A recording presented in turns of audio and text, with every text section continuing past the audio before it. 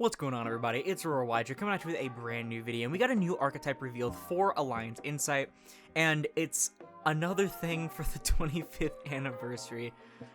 It's already like 27 years old now instead of 25. Just let it go, dude. Oh my god. But apparently it's a rather big one. It's got like 8 cards in it. So let's go ahead and get right into it. It's called the Regenesis archetype, and it starts off with the Regenesis Warrior Sheet. It's a level 7 fire warrior with 2500 attack and defense. You can only special summon it with its first effect once per turn, and you can only use the second and third effect once per turn. If a monster with 2500 original attack or defense is on the field, you can special it from your hand. Quick effect, you can tribute it and then target a monster your opponent controls and return it to the hand. And during your opponent's end phase, if it's in your graveyard because it was sent there this turn, you can add it to your hand. So basically the idea is that you special it if you have probably another Regenesis monster on the field, you tribute it to bounce something, and then you get to add it back to your hand to do it again on the next turn. It's a quick effect period on your turn or your opponent's turn to do the bounce.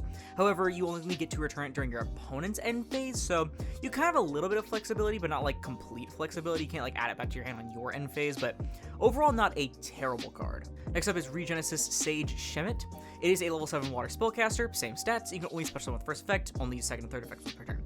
If a monster with 20 attack or defense is on the field, you can special summon it from your hand. When your opponent activates a card or effect, quick effect, you can send one other Regenesis card from your hand or face up field to the grave, negate the activation, and if you do, destroy that card. And during your opponent's end phase, blah blah blah, in graveyard, you can add it to your hand. Okay, so similar to the bear sheet, except it has a negate, which is pretty cool, but unfortunately it does say you can send one other Regenesis card, so you kind of have to have another one to actually use the negate. You can't send it and then during your opponent's end phase add it back, though I guess maybe that'd be too strong, I guess generically, but I don't know. I feel like that'd be a little bit of a stretch to assume to be too strong generically, but overall, at the end of the day, it's a negate and destroy on activation, so that is pretty cool. And it can put your other stuff in graveyard to add it back later anyway. Next up is Regenesis Dragon Vayikra? I don't know, dude. I think these are all like religious terms. This is a level 8 wind dragon, same stats, same summon condition, same graveyard condition, but this one lets you tribute it to target a spell or trap your opponent controls and banish it. So it's a walking cosmic cyclone. I mean, not bad. It is level 8, so I'm pretty sure I didn't see any like extra deck things for this archetype, so they probably have like a bunch of different like pools they can access instead of like one limited one, so that's pretty neat. So I'm assuming the next one is also level 8. Yeah, this is a Regenesis Archfiend Bemidbar. Oh my god. It is a level 8 Earth Fiend with 20 attack, defense, blah blah blah. Same summon condition, same end phase effect. And on summon, you can add a Regenesis card from deck or banishment to hand, except another copy of itself. I like that a lot of stuff is not only adding from deck, but also like banishment randomly, which is kind of funny, so you can like play around Bestials or DD Crow a little bit at least. But I mean, this one is the consistency card, so not too much to say about that. I'm assuming the next few are going to be consistency and or recursion, as opposed to the disruption that the first ones had. Final one, I think, yeah, this is Regenesis God Deuteronomian. Oh my god. It's a level 10 Light Illusion with 2500 attack and defense. Cannot be normal summoned or set. Must be special summoned from your hand by banishing a face-up monster you control with the stat line. And you only special summon it once per turn this way. So I'm assuming the banish is supposed to be why Bemidbar adds from banishment back. If it's special summon, you can set one Regenesis spell or trap from your deck. It gains 2500 attack during the battle phase only, and it does piercing damage. So even admitting that piercing is kind of incredibly outdated in 2025, I mean, like, piercing almost never actually comes up. It's not a bad card at all. Has a pretty simple summoning condition because all the other dudes bring themselves onto the board, though admittedly, they all require the others to be on the board. I don't see one yet that actually just straight up puts itself on board, so that's kind of annoying in terms of, like, consistency. They're not, like, cash monsters or anything. But, I mean, hey, this sets a back row piece from your deck, so it is a consistency piece, and at the end of the day, it's a very large beater. The first spell card is just simply called Regenesis. It's a normal spell that says you can only use each effect once per turn.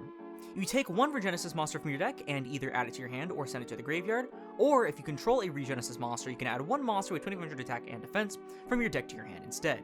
And if it's in your graveyard except the turn you was sent there, you can banish it and then target one Regenesis monster in your graveyard and special summon it. So it's even more consistency, and I guess it's also like super generic too if you also play the Regenesis stuff, but I'm not really sure like any crazy stuff you can add because it has to be exactly 200 attack and defense, so it's like, what are you adding, like Unicorn, you know? But it's another consistency card, which is cool, and the second effect is good, but I don't like cards that say accept the turn it was sent there. It's just so restrictive, and half the time the games don't even last long enough nowadays to where you actually get to that point. And this could have easily had its effects like swapped. You can like the Awaken like actually summon your Regenesis monster super easily, because as it stands, until you already have one on board, I'm not seeing a super easy way to get them on board. Their other spell is Aurora Regenesis. It is a quick play spell that says you can only use each effect once per turn. You cannot special from the extra deck until the end of the next turn after this card resolves. Okay, so that loses a lot of the extra deck potential with it. But also special one Regenesis monster from your deck, but send it to the graveyard during your opponent's end phase. And during your main phase, except the turn it was sent to the grave, you can banish it and then target one of your banished Regenesis monsters and special summon it. So here's a way to get your Regenesis monsters on board. Really cool that it summons it directly from the deck. The problem is that because this feels like the only one that does that, this deck probably just completely folds to a singular Ash or Impulse, so I'm not really a huge fan of that. And the final card in this archetype revealed is Regenesis Birth, so not to be confused with Castro Birth. It is a continuous trap card that says you can only use one of its effects per turn, and only once that turn. You can send one Regenesis monster from your deck to the graveyard, then target one face-up monster your opponent controls, change it to face-down defense position, so that's a pretty cool consistency piece that also serves as disruption. During your opponent's turn, you can send this face-up card from your spell and trap zone to the graveyard, special as many Regenesis monsters with different names as possible from your hand, graveyard, and or banishment, but send them to the graveyard during the end phase. So I guess the one effect per turn is to make it like not be super strong, but I do like that it's another way to get a bunch of bodies on board and you get access to all of their disruptions immediately.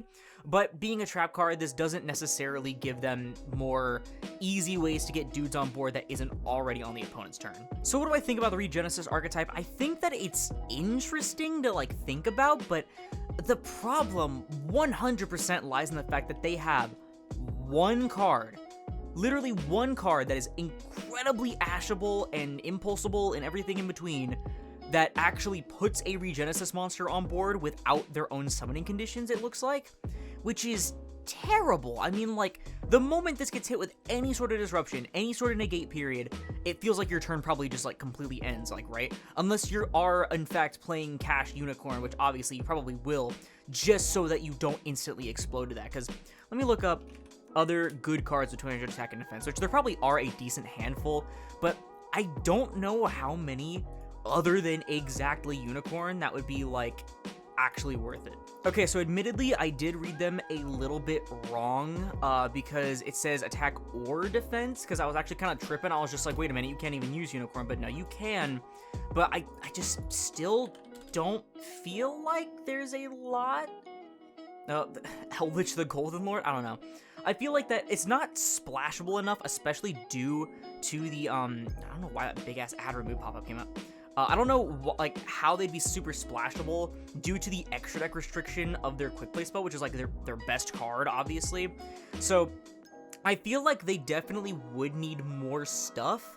Otherwise, they feel a little bit too gimmicky and definitely not something I can see like tearing up the pie charts. But I don't know, that's just my opinion. Let me know your comments down below of how terrible I am at judging stuff, because that's going to do it for the video. If you liked it, please sure to leave a like, as I'll put this video and the channel into the YouTube recommended. And if you like this content or like it, like the rest of my review series, then perhaps consider subscribing and turning on notifications if you haven't already, because support channel and everything else, and it's absolutely free. And we are very, very close to hitting that 6,000 mark. Also, in Aurora, you can get some awesome perks in the process. Check out my Patreon down below and see what you can get for my $1 and $5 tiers, such as access to early videos, access to PNGs, and also, of course, being able to vote for what decks go for the polls for Sleeper Sunday. But once again, thank you all so much for watching, and I'll see you in the next one.